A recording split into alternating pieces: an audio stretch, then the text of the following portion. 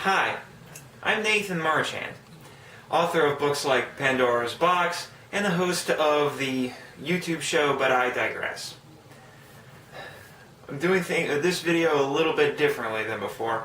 I don't have anything outlined or scripted. It's completely off the cuff. And it seems appropriate for times like this.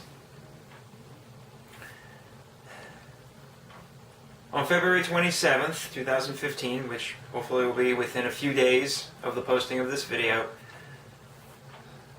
that day marked the passing of Leonard Nimoy, an actor who's most famously, and I might say, a living legend for playing Mr. Spock on Star Trek.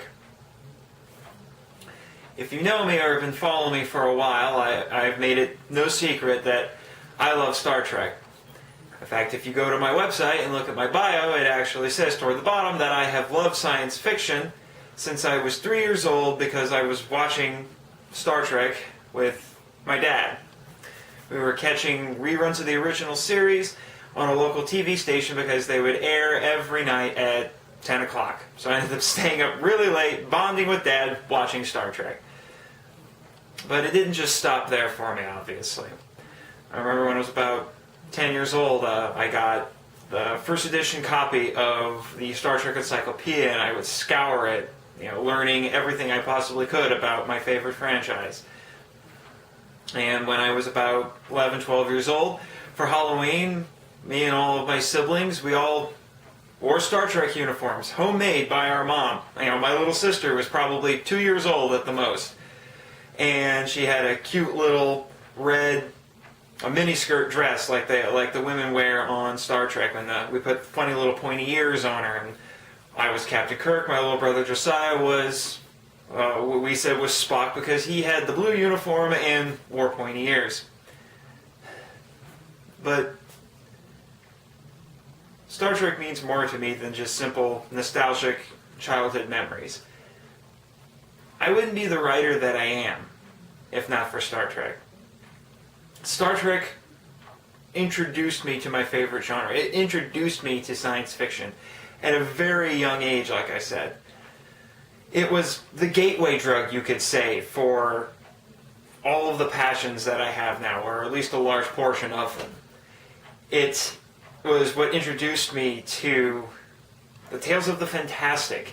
It led me to things like Star Wars, like Doctor Who, and authors like Orson Scott Card, Robert Heinlein, all of that. It opened me up to such a wide, wonderful world of stories.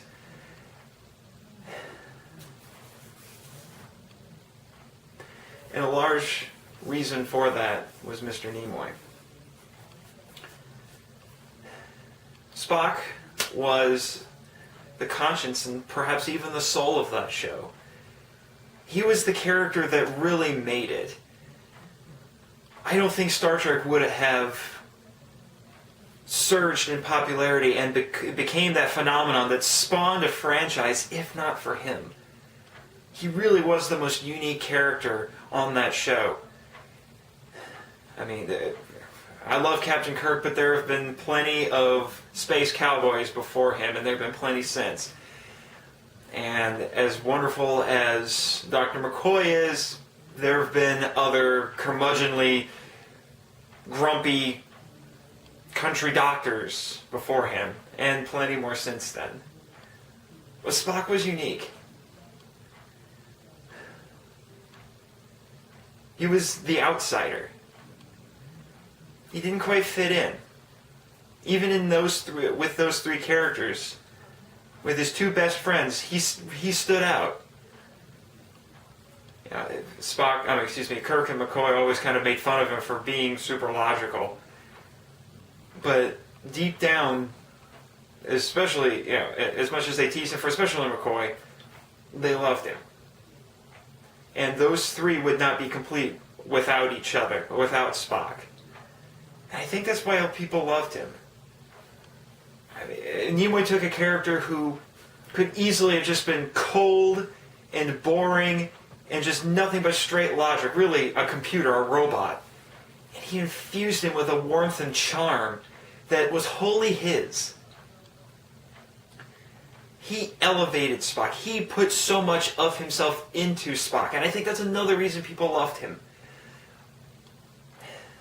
Is much like Christopher Reeve when it came to Superman, even though he went on and he did other things, and incredible things. I mean, the man was a poet and a photographer and a director. He has a huge body of work. I mean, I've got, you know, a lot of people may not know this, but he voiced a couple of Transformers characters in both of these movies.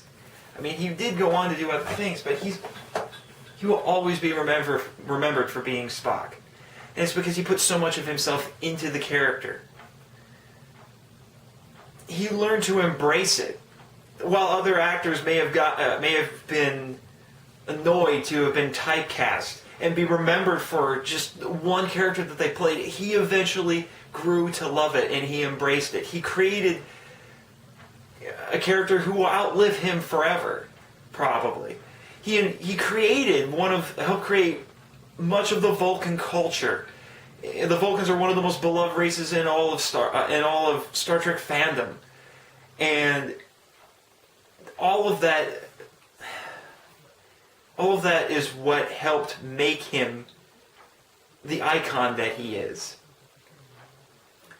and that's what endeared him so much to fans, because he eventually embraced that. I found out today that on Twitter he always signed every tweet that he made with LLAP, live long and prosper. I mean, he knew.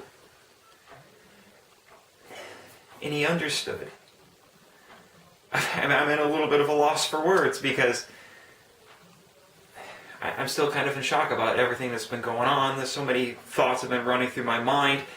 I've tried several times to make this video, and it hasn't quite panned out, and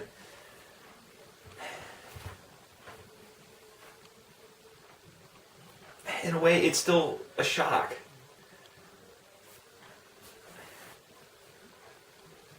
All my life, I've always had Spock. The idea that he's gone, it's the weirdest thing. If I can be honest, if I have any regrets in life, particularly when it comes to my fandom, that I never got to meet the man. And if I had ever gotten the chance, I would have jumped at it. Yeah, I may have always been a little bit more partial to Kirk, but Spock was always close behind. As I said, there would be no Star Trek without him. And if not for Star Trek, if not for this, right here, making such an impact on me from an early age,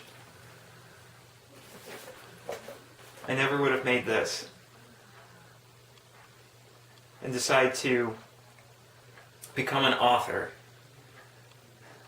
of science fiction. I owe a lot to Star Trek, and by extension I owe a lot to Mr. Nimoy.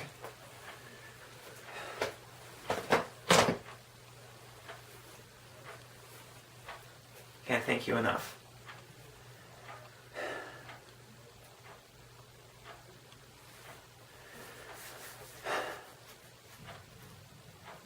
I don't know what else to say, other than live long and prosper, Mr. Nimoy. Godspeed. And thank you.